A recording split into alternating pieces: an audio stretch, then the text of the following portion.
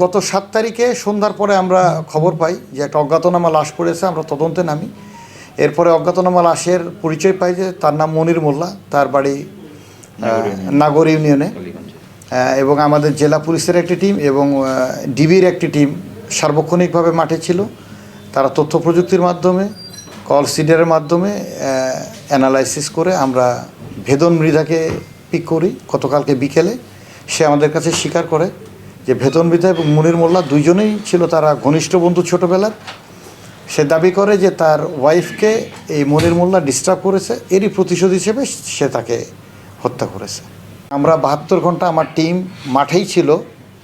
এরপরে আমরা যে মূল যে ঘটনা ঘটিয়েছে তাকে আমরা অ্যারেস্ট করতে সক্ষম হই এবং তাকে কোর্টে সোপর্দ করি এবং সে ঘটনার সাথে জড়িত মর্মে 164 ধারায় জবানবন্দি প্রদান করেছে বিজ্ঞ আদালত। হিরন আরও মিনারেল ওয়াটার মাত্র 50 পয়সায় প্রতি লিটার।